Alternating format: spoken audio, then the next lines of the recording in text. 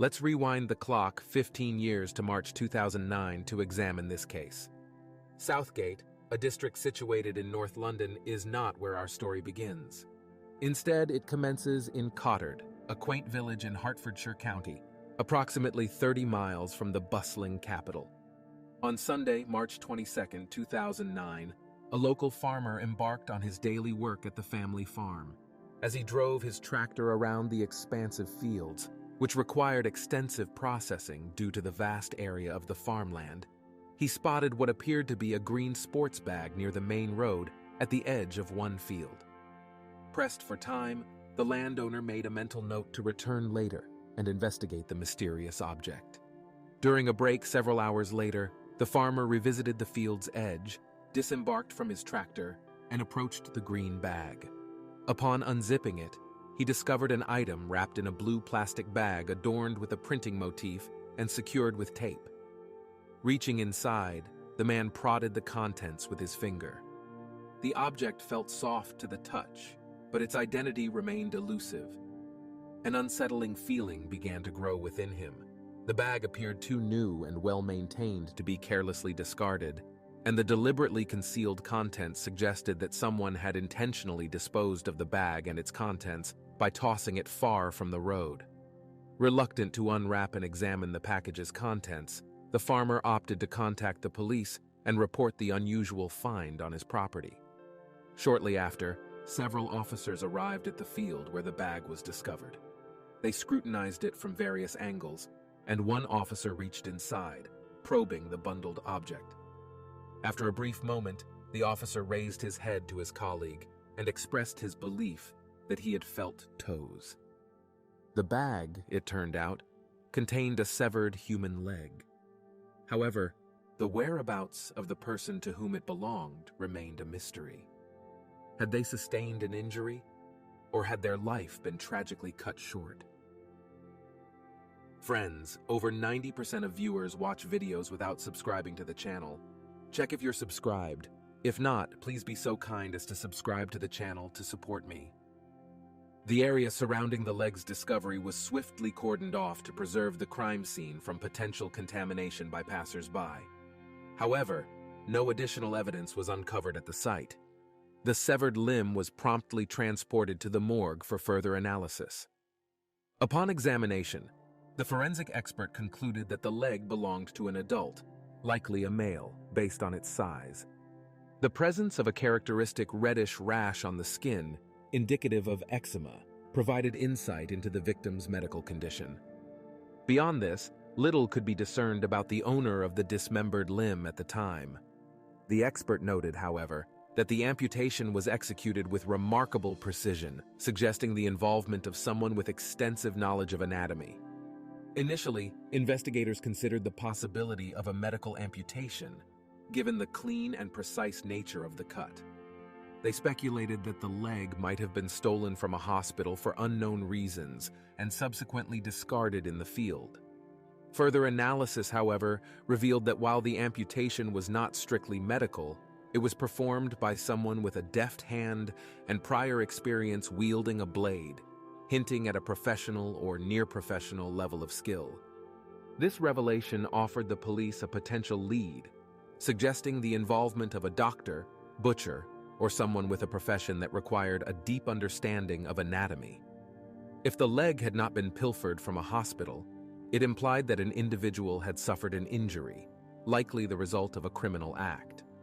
The primary objective for law enforcement was to establish the identity of the leg's owner, a task that proved exceedingly challenging.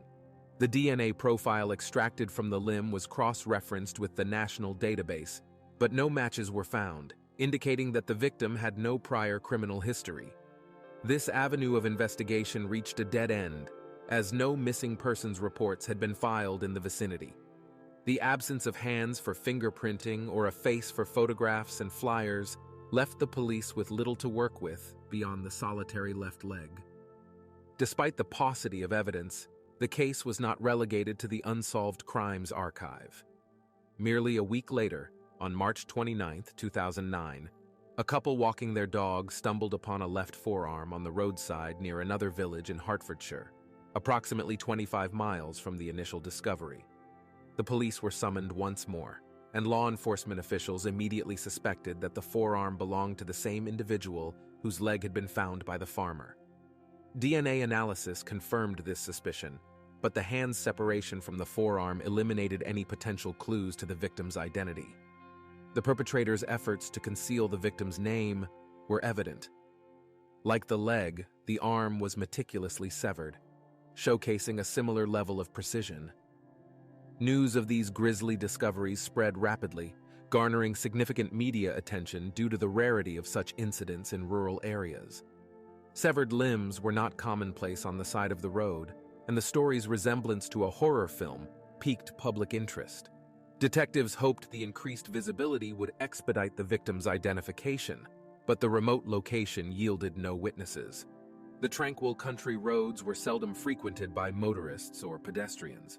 Residents of nearby villages were left with a plethora of questions. Who did the body parts belong to? How did they end up in this peaceful area? Where was the rest of the remains? However, the community had little time to speculate, as a third body fragment was soon discovered, followed by a fourth and a fifth. Over the ensuing weeks, several more parts were found scattered across different locations.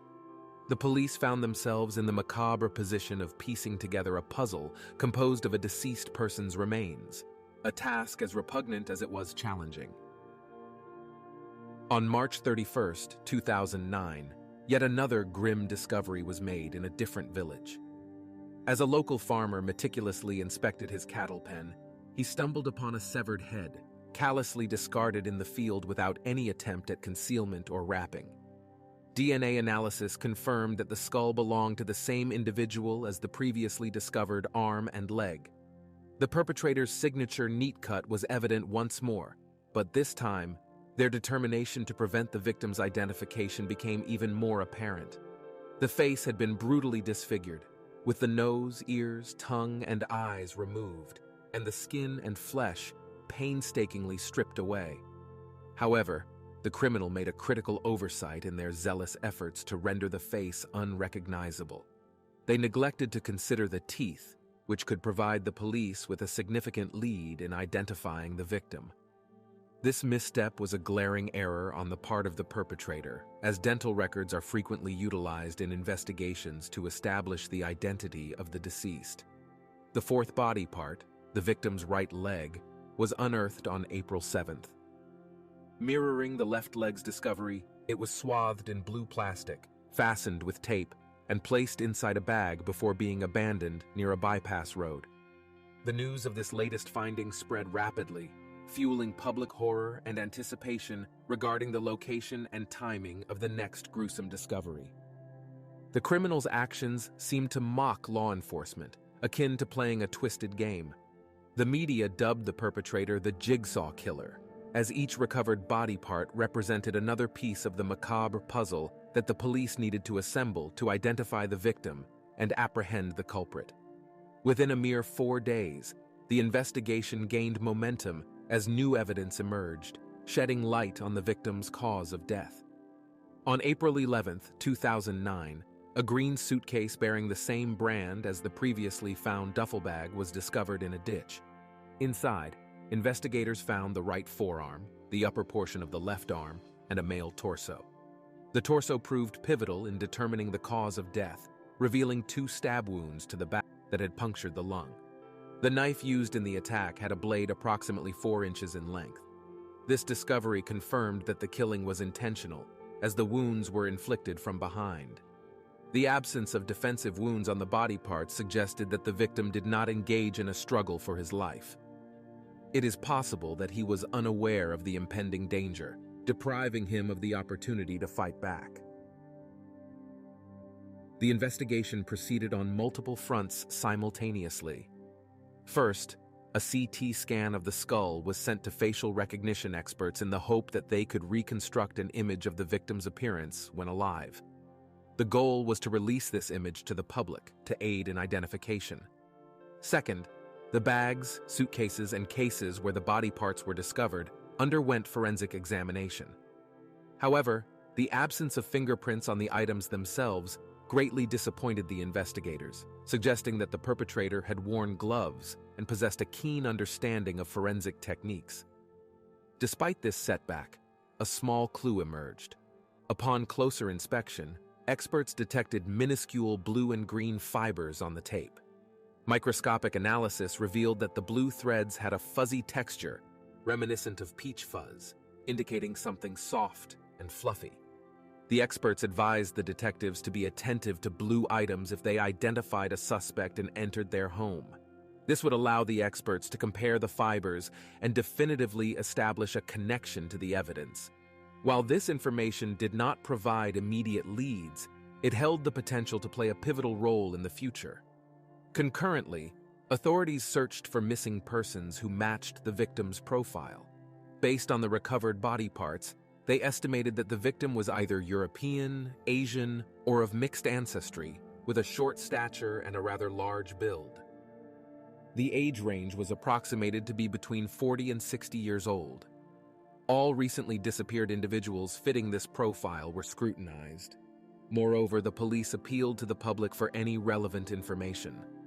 Officers diligently responded to and investigated various leads and theories provided by local residents. Amidst a plethora of unhelpful calls, a breakthrough emerged in the form of an oral report of a missing person. Just days after the most recent discovery in mid-April, a man approached the police after seeing a public appeal on television and in the media about the unidentified crime victim. He believed that the profile matched his missing brother, Jeffrey Howe, who was 49 years old at the time of his disappearance.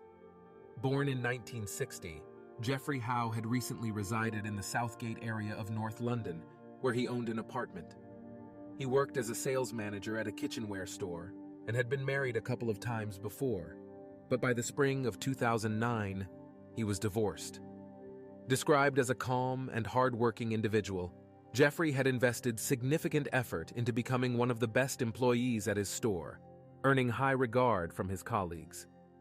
Outside of work, Jeffrey was an avid football fan, supporting the Manchester United team. His brother portrayed him as a charming, cheerful person with a heart of gold, capable of getting along with anyone. While not perfect, having had a couple of minor disputes with neighbors in his apartment building, the majority of people who knew Jeffrey spoke positively about him. His sudden disappearance came as a shock to many who knew him. Jeffrey's disappearance in mid-March 2009, just weeks before the first body part was discovered, drew the attention of the police following the report from his brother. The missing man's profile closely matched that of the victim, middle-aged, similar height and build, and also suffering from eczema. Moreover, experts found that photographs of Jeffrey's face seemed to correspond with the proportions of the recovered skull. While this appeared to be a promising lead, official confirmation was necessary to conclusively identify the victim as Jeffrey Howe. Due to Jeffrey's adoption as a child, DNA comparison with his parents or other relatives was not possible. However, dental records proved invaluable in this situation. A few weeks into the investigation, it was officially established that the crime victim, whose body parts had been scattered throughout the district, was indeed 49-year-old Jeffrey Howe. With this confirmation, the police could proceed with their investigation. The authorities now focused on determining who might have had a motive to want Jeffrey dead. To uncover the truth, detectives delved deeper into the victim's personal life. Through conversations with neighbors and Jeffrey's brother, it was revealed that as of March 2009, Jeffrey was not living alone in his apartment. He had two tenants residing with him, a couple named Stephen Marshall and Sarah Bush. Stephen, aged around 38, and Sarah only 20, were in a relationship despite their significant age difference. Their relationship had begun in a rather ordinary manner. Sarah had previously provided intimate services, and Stephen had been one of her clients, paying her in cash until they started dating regularly. Stephen and Jeffrey had become close friends while working together at the same kitchenware store. Prior to this, Stephen had already held several jobs, including working as a debt collector, a personal trainer, and even running his own gym before finding himself at the store. The two men often spent time together after their shifts, drinking and attending football matches. At one point, Stephen faced financial hardships and found himself temporarily without a place to live. Jeffrey, known for his kind nature, offered his friend and his girlfriend Sarah a place to stay in his apartment for a nominal fee until Stephen could get back on his feet. Stephen and Sarah had moved into Jeffrey's apartment approximately 5 months before his disappearance. They had taken up residence in November 2008 and had been living there ever since. The mention of tenant Stephen Marshall's name immediately raised suspicions among the detectives. Marshall's criminal history, primarily involving prohibited substances and an assault with a firearm, painted him as an individual capable of committing such a heinous crime in the eyes of experienced investigators. On April 21, 2009, detectives visited Jeffrey Howe's former apartment in Southgate. The tenants, Stephen and Sarah, greeted them warmly and agreed to cooperate with the police. When questioned about Jeffrey's disappearance, the couple claimed to have limited knowledge, stating that they hadn't seen Jeffrey since around February. Stephen explained that Jeffrey had been experiencing financial difficulties and personal problems shortly before his disappearance.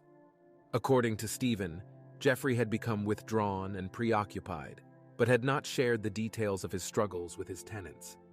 Based on their account, it appeared that Jeffrey had left voluntarily due to his hardships, without disclosing his destination or maintaining contact. Stephen and Sarah claimed to be unaware of his current whereabouts. However, the police found their story suspicious, as it contained inconsistencies. Initially, Stephen asserted that he and Jeffrey were best friends, but moments later he insisted that he had no knowledge of Jeffrey's whereabouts and hadn't heard from him in months. The situation seemed odd.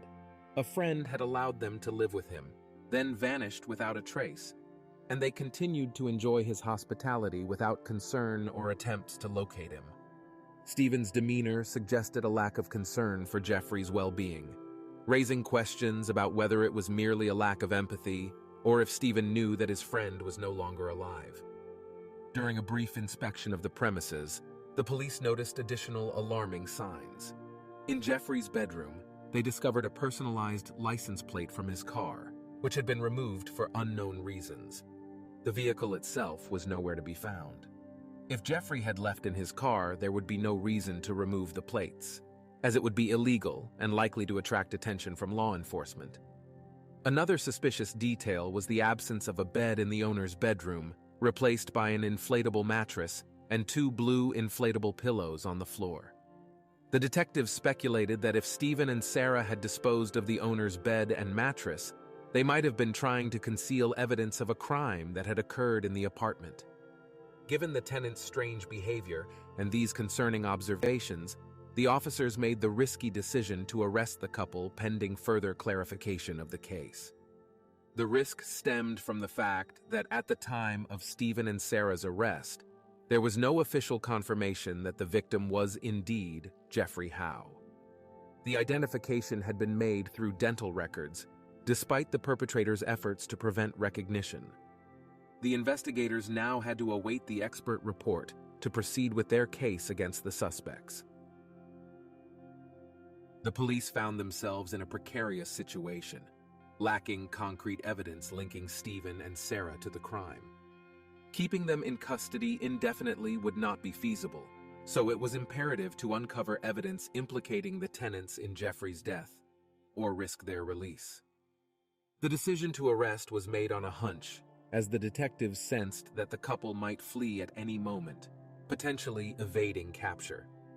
At the police station, Stephen and Sarah were interrogated separately. Both denied any involvement in Jeffrey's disappearance. Stephen remained uncooperative, answering every question with no comment, even when shown a photograph of Jeffrey and asked if he recognized him. His behavior only heightened suspicions. If Jeffrey was his good friend and Stephen was innocent, why would he refuse to cooperate with the investigation? Sarah, on the other hand, was more forthcoming, but provided no new information, reiterating that Jeffrey had been troubled and left of his own accord. It was evident that neither suspect would be forthcoming, leaving the police with limited time to extract a confession or uncover irrefutable evidence. To the detectives' relief, official confirmation arrived identifying the deceased as Jeffrey Howe. A forensic team was dispatched to search the victim's apartment, suspecting that his death had occurred there.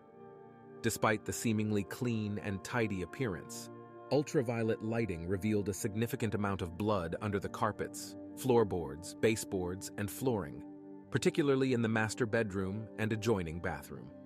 Analysis confirmed that the blood belonged to Jeffrey. The discovery of the evidence led to Stephen Marshall and Sarah Bush being charged with Jeffrey Howe's murder. However, the case against them continued to build. The blue and green fibers found on the adhesive tape used to secure the plastic bags containing the victim's remains matched those from the blue inflatable bed in the main bedroom, indicating its presence during the dismemberment. A witness also reported seeing Stephen Marshall carrying a wooden bed out of the apartment and disposing of it in a large dumpster shortly after Jeffrey's disappearance. The green fibers on the tape were traced back to a green polo shirt belonging to Stephen, bearing the logo of a gym he had previously owned. This served as another piece of irrefutable evidence, suggesting that Stephen was either wearing the shirt or had it in the room during the gruesome act. With the mounting evidence against Stephen and Sarah, it was clear that they were responsible for Jeffrey's death. The only remaining question was the motive behind such a heinous crime. Don't forget to subscribe to the channel if you like this video. It's really important. The motive behind Jeffrey Howe's murder was shockingly mundane: money and greed. When Stephen and Sarah were facing financial hardship, Jeffrey generously allowed them to stay in a spare room in his apartment until they could regain their footing. He offered to charge them only a portion of the utilities, with rent being essentially symbolic. Jeffrey considered Stephen one of his closest friends and was glad to assist. However, this arrangement soon soured as Jeffrey felt taken advantage of, with the couple failing to uphold their end of the agreement. Stephen was reluctant to pay even the minimal rent, and what Jeffrey had anticipated to be a month or two of accommodation stretched much longer. The tenants made no effort to secure their own housing, content to live carefree at their friend's expense. Frustrated by the constant reminders about unpaid utilities, Jeffrey's relationship with Stephen deteriorated, ultimately ending their friendship.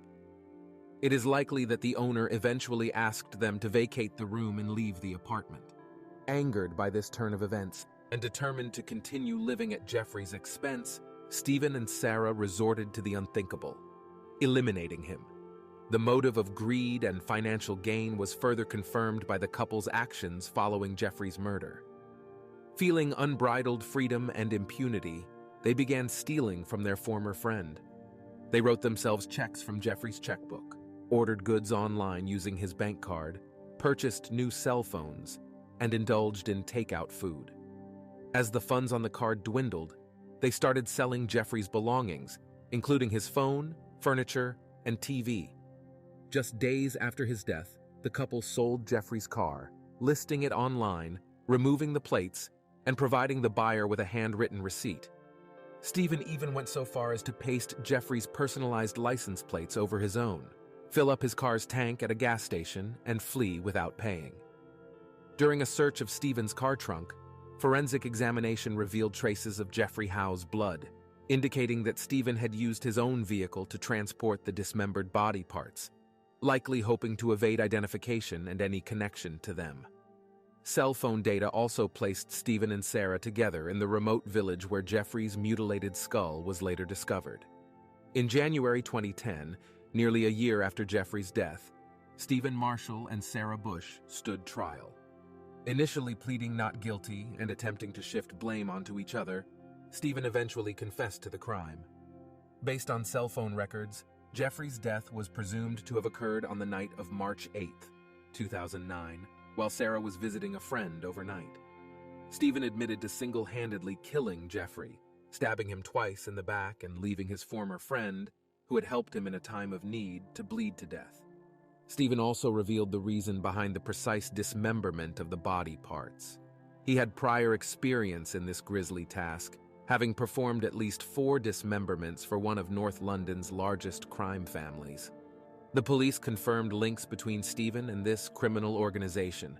It was this expertise that had initially misled the medical examiner and police into suspecting someone with a medical background.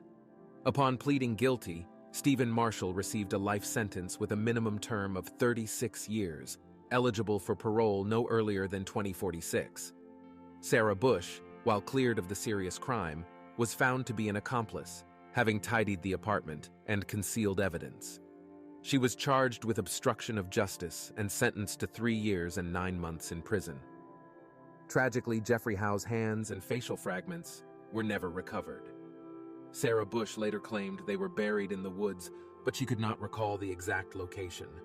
Despite efforts by the police and relatives, the remains of the man who died for his kindness remain lost. This is the end of the story. Like the video and leave your thoughts in the comments. See you soon. See you soon.